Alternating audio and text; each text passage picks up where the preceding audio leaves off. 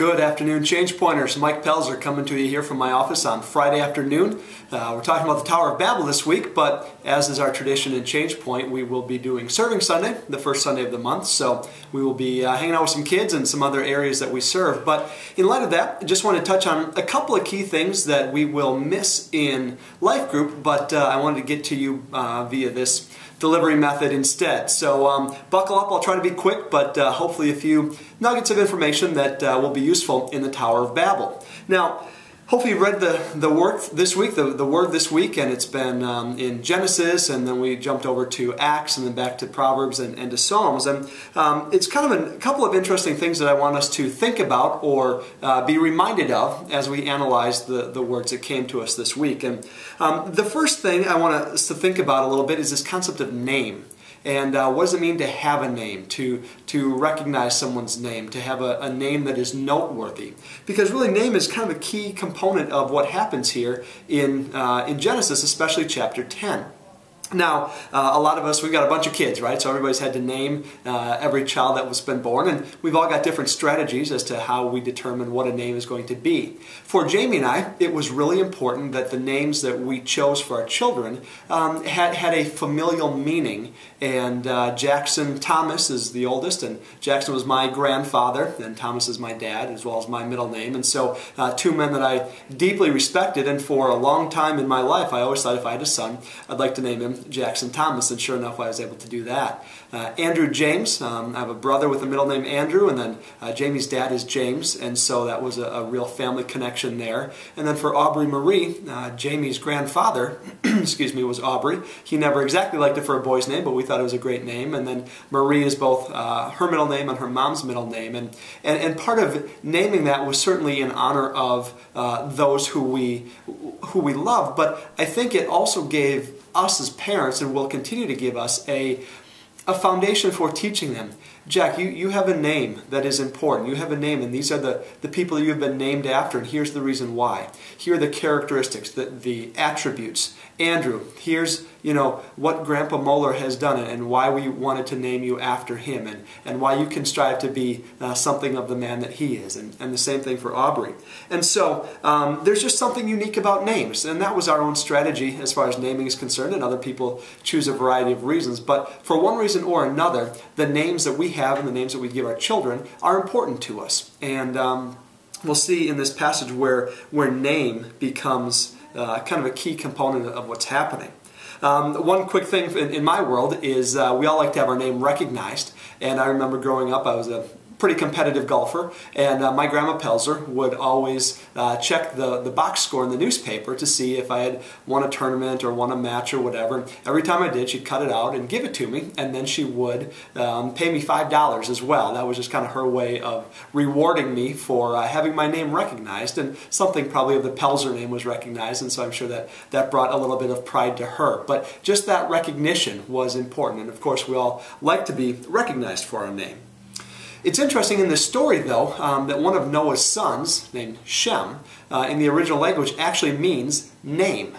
And so name is in the text today, and I think that's why we start off with that little prelude. And Noah had three sons, Shem, Ham, and Japheth. And in chapter 10, we see what's recorded as the Table of Nations. And we see a couple of generations following each son as to what nations developed from each of these different lines of children.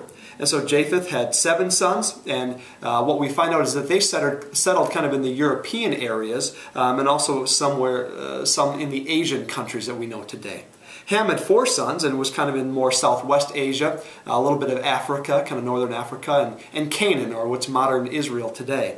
And finally, Shem had 5 sons, and he was kind of generally spread throughout the Middle East. And interestingly, most of us that have a European descent of some sort can probably eventually get all the way back to Japheth, as it was his descendants that kind of moved north and west throughout Europe. And we even are descendants of that today.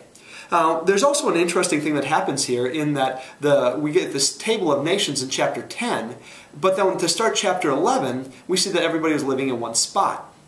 And essentially what happens is chapter 11, the first part of it, is kind of a preview of actually what had happened in chapter 10. So if we're reading it chronologically, if you will, the story, or the actual story of the Tower of Babel, takes place before the nations scatter, because we see that God had given that instruction for the nations to scatter after the people came off the ark. They didn't. They all clung together. They wanted to build this great city, make a name for themselves so that they would be recognized.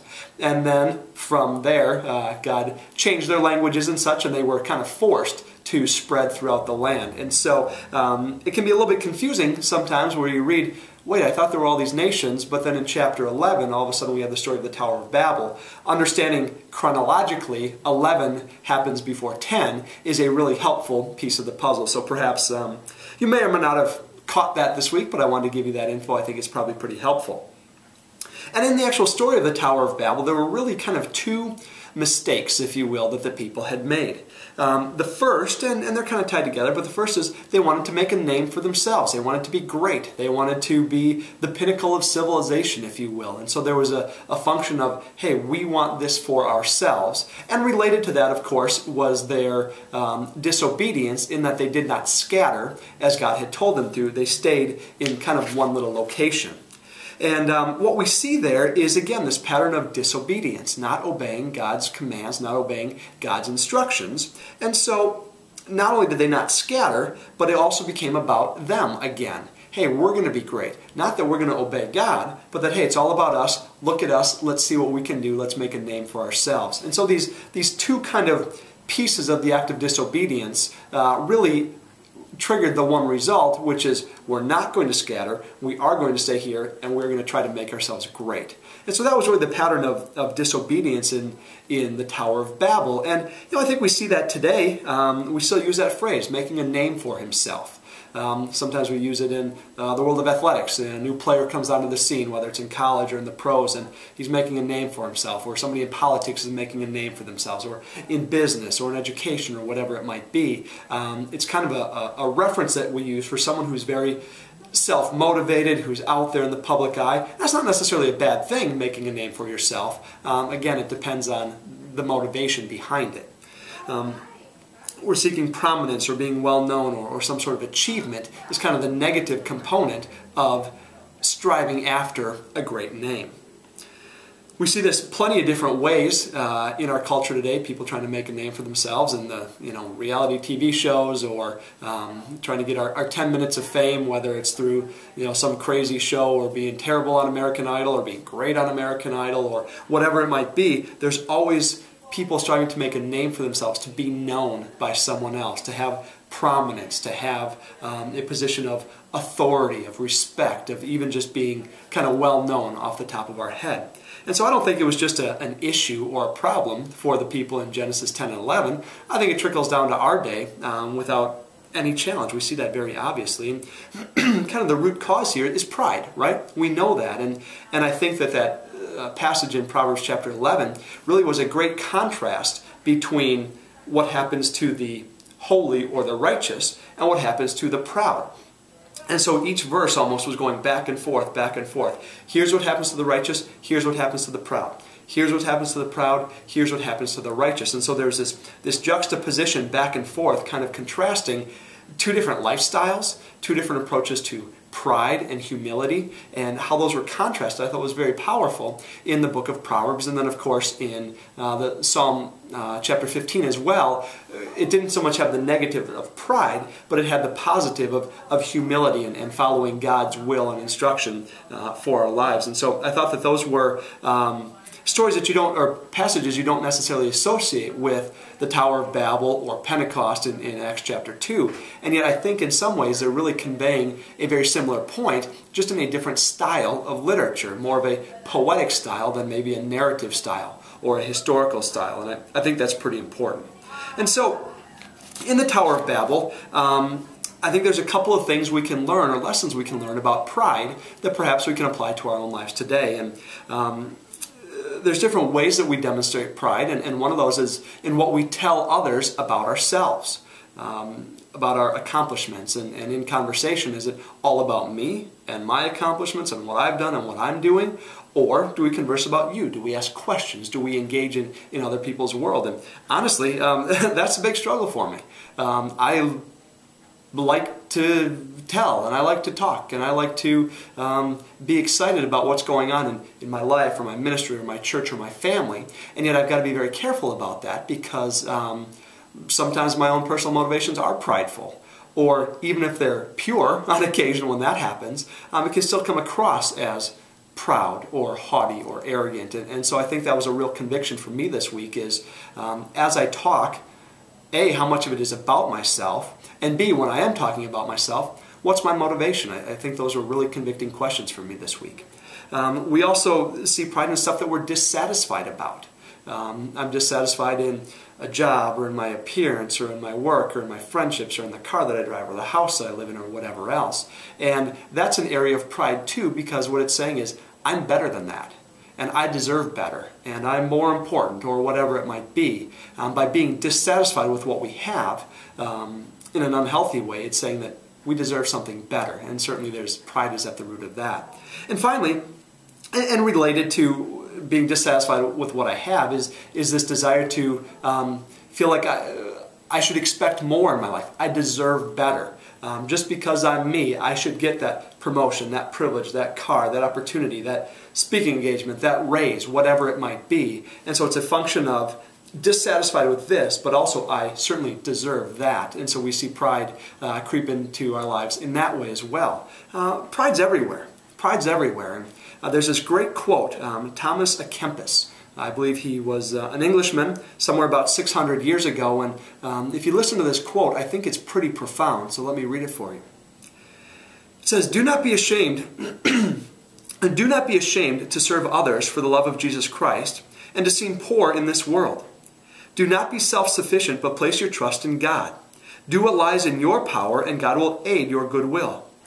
Put no trust in your own learning, nor in the cunning of any man, but rather in the grace of God who helps the humble and humbles the proud.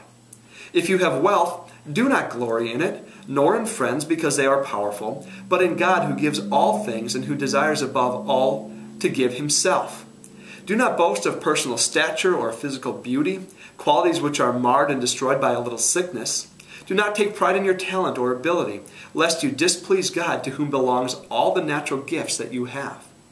If there is good in you, see more good in others, so that you may remain humble. It does no harm to esteem yourself less than anyone else, but it is very harmful to think of yourself better than everyone. The humble live in continuous peace, while in the hearts of the proud are envy and frequent anger." I thought that was pretty profound, and if you want I can send you an email with the words of that quote. But they struck me this week, especially in this idea of if there's good in you, see more good in others. How easy is it for us to see the good in ourselves and the bad in others? Jamie and I have had a lot of conversations about kind of this exact topic where maybe people that we know and like, we give them a pass even if something went wrong because, well, they meant well. And other people, maybe we tend to be more critical or judgmental, and we assume the worst of intentions. We assume the worst of motivations. We assume that somebody was out to get us or to do wrong or to be evil. And that's probably not good assumptions that we make. And so I was really convicted this week on the topic of pride, and it's easy to maybe condemn some people in these stories that we read. Well, how could they do that? How could Cain murder Abel? How could the world be so horrible that God had to destroy it by flood?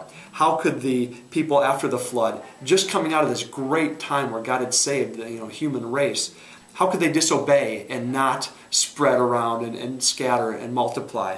And yet, I think if I had an objective view of my life, I could probably ask that same exact question about myself, my family, my church, my relationships. Man, how can I not get it sometimes? And a lot of that is the result of pride. And so I bring this humbly, not because I have conquered all this, or to quote Paul, not because I've attained all this, but because I've been convicted by it this week as well. So we'll miss you this week in Change Point. We'll jump back in next week. And what's really interesting, I'll just give you a sneak preview, is we're going to talk about Abraham next week. And one of God's promises to Abraham is that he will make him a great name. He will give him a great name. And so what's funny is in Genesis 10, the self-seeking ones who are trying to strive for a name for themselves, well, what happens? Their plans get squashed by God. But Abraham isn't necessarily encumbered by that pride, isn't necessarily looking to make a great name for himself, and yet what does God do? God does make a great name for him. So I think it's a really interesting contrast that we'll see over the course of the next 2 weeks. I hope this finds you well, and I'll see you again in a couple weeks.